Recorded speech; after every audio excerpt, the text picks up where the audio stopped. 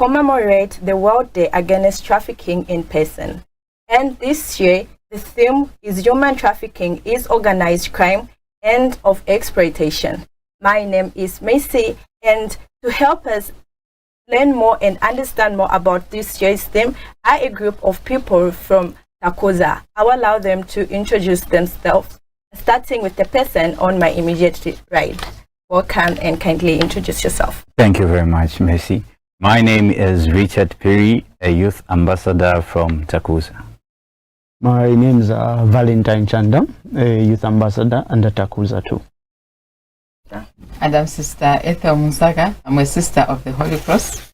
I'm a team leader under Takuza, and I coordinate youth ambassadors activities at African level and also at national level.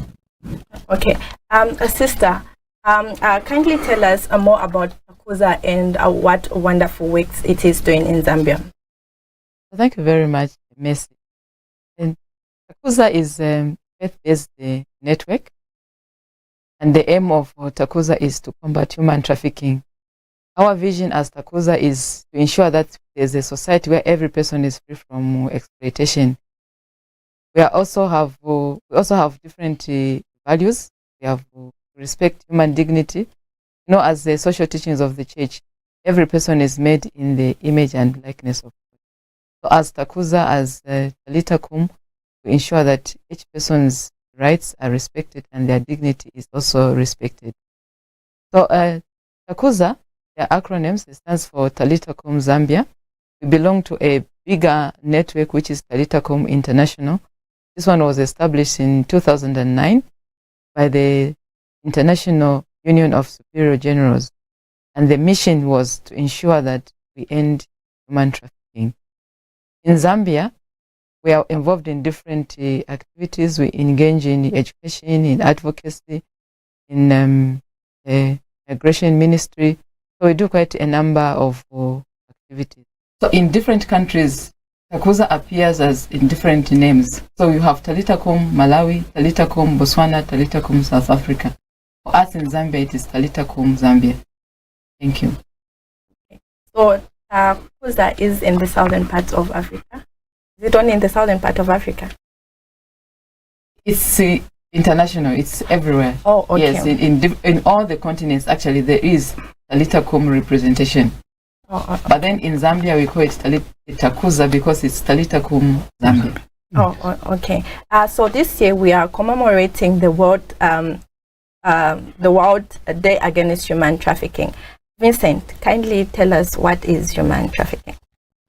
So by definition, human trafficking is the illegal recruitment, transporting, harboring or receiving of persons by the purpose of exploiting them, either through fraud, coercion, fake promises. Okay.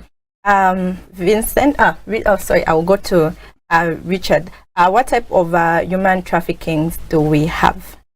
All right, so mainly there are two forms or two types of human trafficking. The first one is internal human trafficking, and the other one is international. In internal human trafficking is where a person is moved from point A to point B, but within that particular country. Then international is where you cross border. The trafficked person is moved across borders. Okay. Yes. So when you say when a person is moved from point A to point B, when you take me from here and then you move me to where sister is, are you human trafficking? No. So like if you paid attention to what Valentine's here said when he was defining what human trafficking is, mostly people who are moved, who are trafficked, they are trafficked for the purpose of exploitation. And there is use of fraud and coercion. So when those conditions are met that define what human trafficking is, are met, then the moving of a person from point A to point B becomes human trafficking when those conditions in the definitions are met. Oh, okay. Yes. Still with you, Richard, yes. What are the common forms of exploitations? All right, so the most common forms of exploitation is one, there's domestic servitude. Okay. Yeah, so this usually happens even locally within our country. This is where somebody, for example, a child, is picked from a village and brought into the urban area with the hope or promise of taking that person to school. But then when they come into your house, you start using them as a maid. Yes. So that is what we call domestic servitude. They start working as a maid instead of taking them to school. Yes. That is infringing on their rights, and hence it is defined as an act of human trafficking under the form which is domestic servitude. Yes. Another thing is forced labor. So forced labor is usually common, especially even across borders, where you are seeking for employment due to the fact of no employment. You're seeking for employment, and there are a lot of offers to go and work from abroad. So somebody is recruited in that vein to go work somewhere across the border. But then when you reach there, you are forced to work for longer hours as promised, and you don't get paid for the services that you are rendering to the people who hired you. And worse off, they even get your documents, your travel documents. Yeah, so forced labor is another form of exploitation that is under human trafficking. Yeah, so another one is forced marriage. Yeah, so where a child who is not eligible to get married is forced into marriage because maybe the family perceives that as an opportunity for them to get something. Yeah, so a child is pushed into marriage. It's another form of human trafficking. Yes, and there's also organ trafficking. This is where an individual is trafficked for the purpose of removing their organ. Okay. Yes. And the last one that I'm going to mention is sexual exploitation, where in the same vein, a person in this instance is trafficked for the purpose of being used as a sex worker. Yes, so they are forced to work as a sex worker. So it is another form of human trafficking. Oh, Thank you. Valentine's, what are some of the causes of human trafficking? Thank you very much. So currently, I would say there are several roots causing human trafficking. Okay. Among them, we have poverty, unemployment, war, the lack of education, information about human trafficking. At the same time, porous borders. So all these are connected to the ideology that people are looking for a better lifestyle. And the challenge that is being faced is victims are falling into human trafficking due to the fact that they want to find a better lifestyle. They're trying to avoid the lineage of poverty. At the same time, they want to get employed and have a source of income. Some are running away from places that are in conflict. So in the process of leaving such places, they find themselves in situations where they are victims of people with ill minds, making them become victims and exploiting them, like he said earlier on, in various ways. Forced into marriage, others forced labor, others sexually exploited, and so on. Okay. Richard, what role does social media play when it comes to human trafficking? All right, thank you very much. So like I said, when I was explaining the different forms of human trafficking, when I mentioned, for example, I gave the example of seeking for employment across the border. So social media offers a platform for traffickers actually to trap people into recruiting them into human trafficking. In that on social media there are some scholarship applications that usually pop up. Apart from that, there are some job adverts that pop up on social media which are not genuine.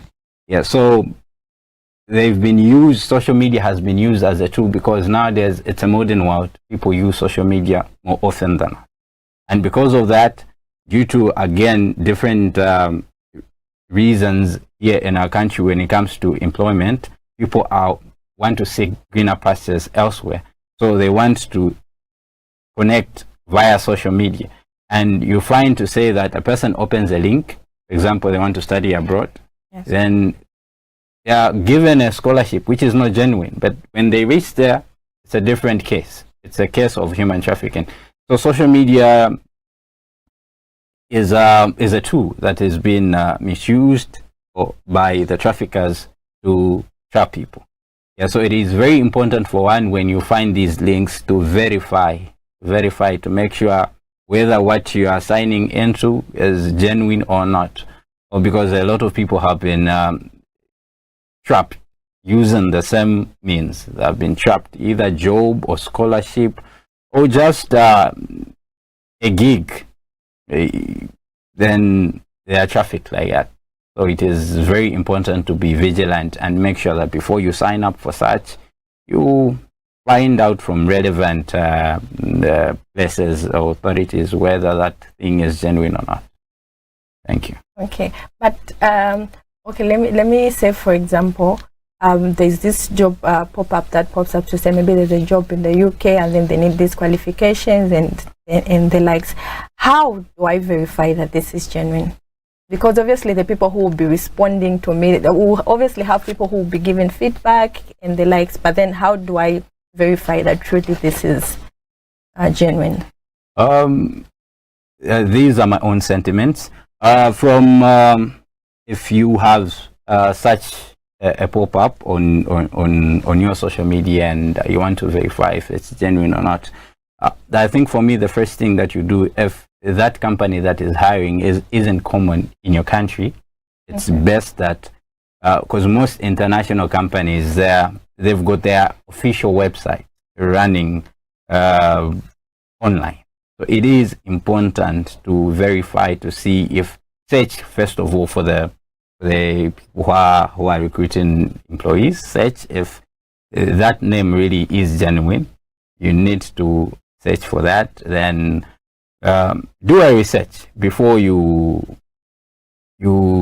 sign into that. For me, I would say it's important to do a research. Maybe just to add on what Richard has said, it is also very important to go and verify with the Ministry of Labour. That's why the Ministry of Labour is there. Okay. And also the Ministry of Home Affairs and Internal Security. So when you get that pop-up, as he said, you need to verify. And one of the places that you need to go to is visit those ministries. Then they themselves are going to contact different embassies in different countries and verify that that company is there. It also helps one to be tracked by the Zambian government, because when you move out of the country, then they're able to trace you because you have engaged the government. But what usually happens is you get this job offer, there's plenty of money, and people just stop paying attention and they just want to go. Because there is a long bureaucracy of verifying and checking. So people should be able to be patient enough. Yes. And then also maybe to add on what Richard has said, one of the indicators is these people that want to hire us online, they always want to make it a secret, don't tell a lot of people, and all those things, because they know once you inform a number of people, there will be somebody who wants to, enlighten you. Yes. And then they know that then their deal is going to fail. So when you find that these people are saying, keep it a secret, don't tell a lot of people, go and pay for this and send money and all those, those pop-ups that come up, it should be a red flag, and you should be able to just be cautious and take responsibility. Oh, okay.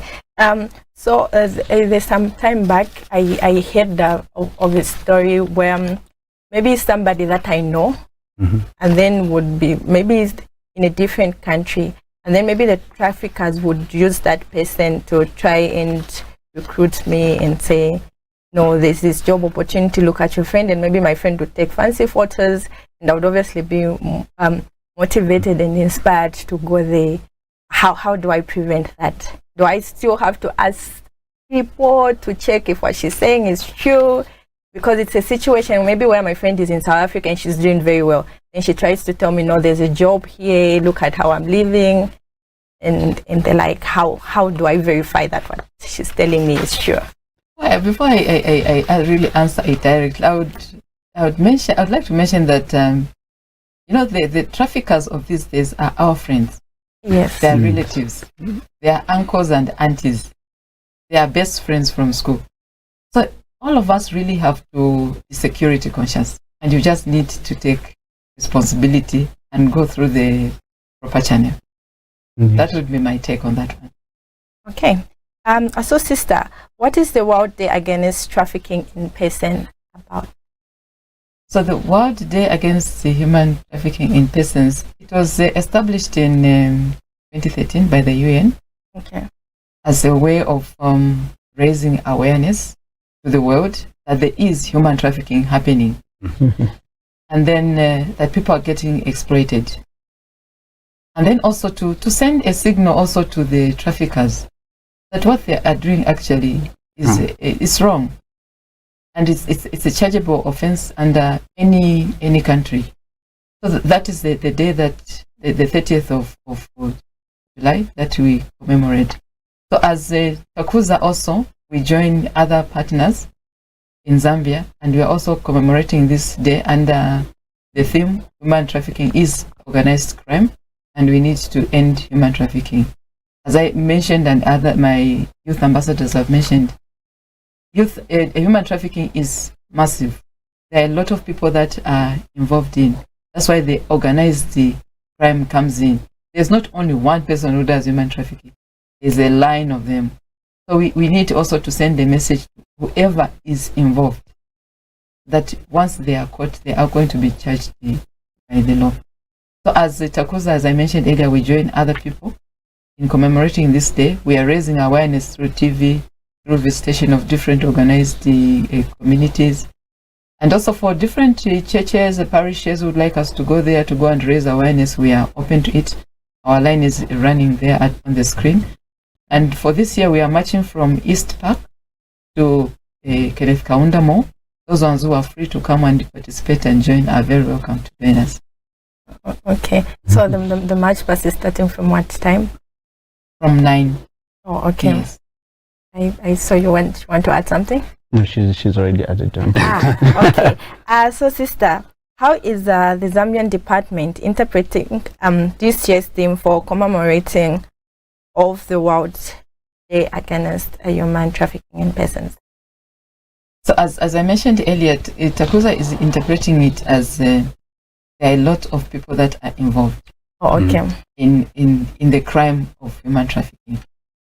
And then we are called as Takuza to end human trafficking by raising awareness, by educating the masses, by also telling those, sometimes those ones in the line of the web of human trafficking, some of them might not know. There would be maybe this, because Zambia is a destination, is also a transit, it's also a source, in the sense that there are people that are taken from Zambia, trafficked other countries. It's a transit. Some people maybe are trafficked from Ethiopia and they are going to South Africa. So they pass through Zambia, and that's how Zambia becomes a transit. Mm-hmm. But then when they come in Zambia, there will just be a friend coming to say, I have these 2 boys. Please keep them for me for 2 days. Okay. And then that's how you kind of really participate in human trafficking. Yes. Okay. So then we are also raising awareness to say, when you see these requests who are actually coming with a lot of money, maybe they ask you, keep my friends for 2 days, I'm going to give you 10,000 for upkeep. It should raise a flag to say, too much. So then that's how we are saying it's organized, and we need to raise awareness to say, when you see these awkward situations, say something. You could save a life. Would you like to add something? I think she's exhausted the point. Okay. So what is the role of individuals and community members in addressing human trafficking? Maybe Valentine, you can answer this. So that's a very good question. The biggest role everyone can play in this fight against human trafficking, because human trafficking is a disease, and if you do not take the initiative to take medication, which is raising awareness, you continuously suffer from it. So the best way individuals and the community would be part of this movement is the information we share with them, let them not just keep it to themselves. Let them teach other people out there. Let them share with their family members. Let them also organize community meetings. We are available to have discussions, talks with them, share more information about the differences, the forms, the types of human trafficking involved. At the same time, it is very important for them to report cases. Things that look like red flags, like my colleagues have said. You know, there are certain things sometimes you do not need to be told that this is wrong. Your intuition will tell you that something is off. Because, you know, human trafficking, like the way my colleagues have explained, things that look too good to be true should alarm you. And that's the issue on ground. So individuals should share the information, because there's a large gap of information about human trafficking. They should share information. They should, at the same time, report cases. We've had incidences in Zambia, only getting to know about them only after they've been reported. Thank you very much. Okay. Richard, who is at risk of being trafficked? Well, basically everyone is at risk, but I would say mostly or most common children and women. Apart from children and women, youths at risk, because youths after school, you'll be job hunting, you'll be looking for what to do, and due to unemployment, there will be these traps that will be laid to trap you. Yes. Then apart from that, even orphans, because they do not have basically guardians to look after them, it's easy for somebody to exploit them because of that fact. Yes. But all in all, everyone is at risk. We are all at risk of being trafficked due to our various needs. Exactly. Yes. That make us vulnerable to being trafficked. Yes. Okay. I'll pose this question to Valentine. What has Takuza done to combat human trafficking in Zambia? You know, as a network, just to note, Takuza is a network. So we carry the ideology of not just working with ourselves. We carry the ideology of not just raising awareness as a network, but also involving other stakeholders. So in the process, what happens is we involve other stakeholders like the Ministry of Home Affairs, the immigration officers, the Zambia Police, other non-governmental organizations, to not only raise awareness to the public. In schools we visit, in communities we have meetings with, but at the same time, share the information with people in places that are active in human trafficking. Like the borders, we have immigration officers that are able to identify this person might be a potential, should I say candidate or victim? Victim. Yeah, might be a potential victim of human trafficking. We have police officers at stations who are receiving reports. Like he explained also, we have also situations of domestic servitude. You know, there are children that will come to the station, oh, this is my current state at home, this is what I'm experiencing. Those officers should be informed. They should not, oh, this is human trafficking. They should help out.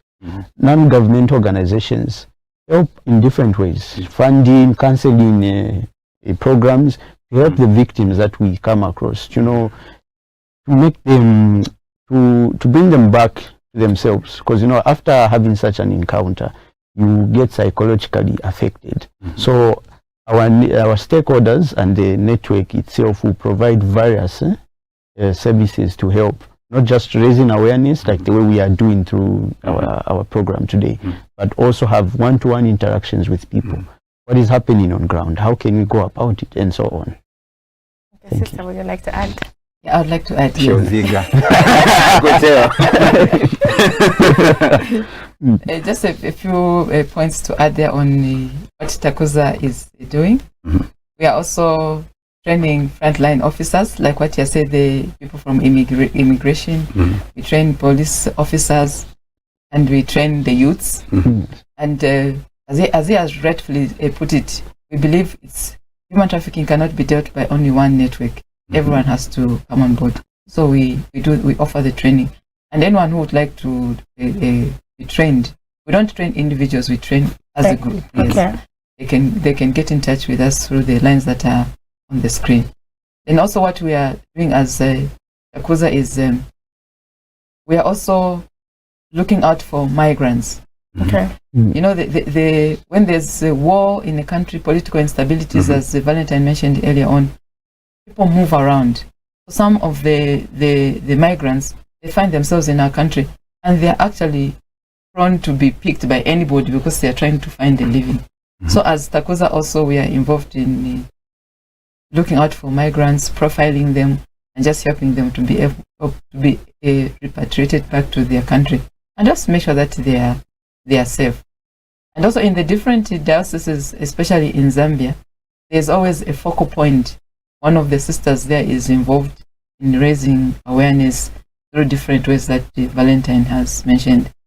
And it would be also interesting for us to mention that, you know, in the past years, we have raised awareness to more than 100,000 people, and maybe even more than 3 million people through radio and TV. Just 2-3 weeks ago, we helped 2 young girls from Pakistan in liaison with the Ministry of Home Affairs and other relevant departments to bring them safely back home. They were trafficked from Zambia to Pakistan, and under the pretext of looking for a job. But then when they went that side, they found that the situation was not as it was. So we also helped them to be brought back home, and now we are helping them to be counseled, to be integrated, and also give them skills so that they're able to look after themselves. Okay. Sister, maybe in your last phrase as you're closing, you should also tell us where exactly can one report these cases of human trafficking. Thank you. So in my last words, I'd like to say human trafficking is real. It is happening there. And all of us have to open our eyes so that we are able to name it as human trafficking and know that this is human trafficking and it is a crime and it needs to be reported. Because behind every person that is exploited, there's somebody who has a dream. There's somebody who wants good living. So I can't take full right on myself and exploit them and abuse them. So the community, as it has earlier been said, needs to rise and ensure that everyone has an opportunity to live a dignified life. So when there is an incidence of human trafficking, you can report it to the police. You can report it to any adult in the community because it's a community responsibility. You can also use the toll-free line, which is 933 and also 116. So those are the 2 numbers that you can call, 933 and 116. Thank you. And Valentine? In addition, and lastly, I would say, you know, the world is changing. And the way the world was in the 19th century, in the 20th century, and now are different. Human trafficking, in terms of now, would call it the modern type of slavery. You are not chained with chains, no. You are chained in a different way. And you know, as we are getting involved in activities, especially we, the individuals that are very active, we should be careful. We should be alert. Because, you know, the more we want to develop, the more we are at risk of finding ourselves in situations that will affect our life going forward. So there is really need for us to pay attention in the activities we find ourselves in, the things we get involved, the people we are sharing our information. Like they said, be careful of how you also share information over social media. Because at the end of the day, you might share information that will make you a victim. And if you're not careful, we wouldn't want to meet you as a victim out there. Because the whole ideology of our network is to promote humanity. Thank you. Yeah.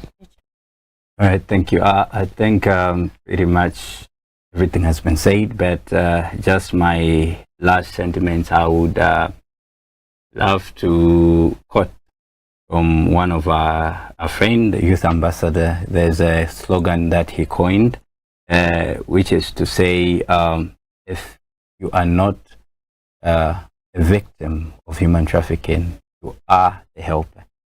And if you're not the helper, you are the victim.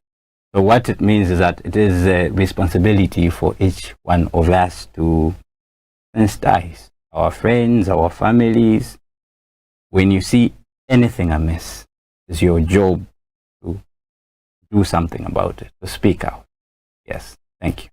Okay, thank you so much, Sister Thank you. Valentine and Richard. Well, our dear viewers, I hope we have learned a one or two, especially that we should never admire a life that seems too good to be true. Let us always be self-conscious. It will help us be alert. This is all we had for you today, but before we go, we are going to leave you with a poem by Richard. For now, it's a bye-bye and God bless.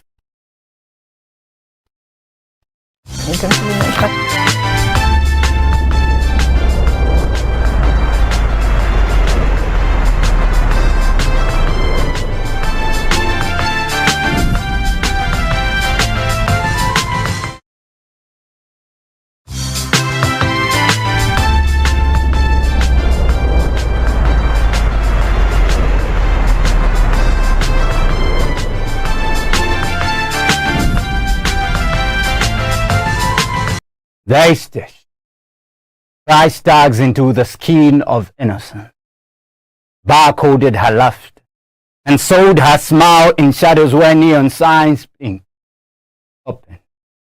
No one ever leaves. She was a candy-coated pain wrapped in red lipstick, lies a child dressed as a woman, with mascara rivers running down chicks too young to carry storms. He was promised paradise, but found himself in hell's warehouse, a boy, bent over bricks, sweat baptized into cement, and every lash of the sun writing slavery into his spine. Do not get it twisted. I do not wear chains anymore. No, chains are too loud. Now they use contracts, sweet talk, closed doors, and the silence of those who look but do not see. This is not fiction. This is auction block reborn on back streets and browser tabs where freedom is a forgotten word, and bodies are currencies in the hands of monsters with manicured nails. But I am the crack in the wall where her prayers escaped.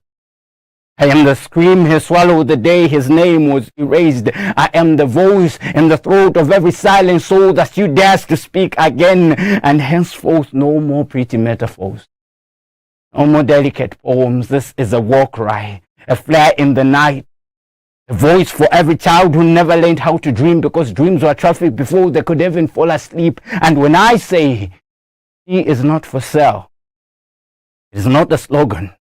It is a battle drum, a vow wrapped in thunder, an anthem rising from the ruins of broken cages, and we will break the silence, touch the shame, sing their names until they sound like justice through every valley, every border, and every forsaken grave. And we who write with fire will not stop until every chain snaps like a liar's tongue, because they were never merchandise. They were miracles, just like you and I. Thank you.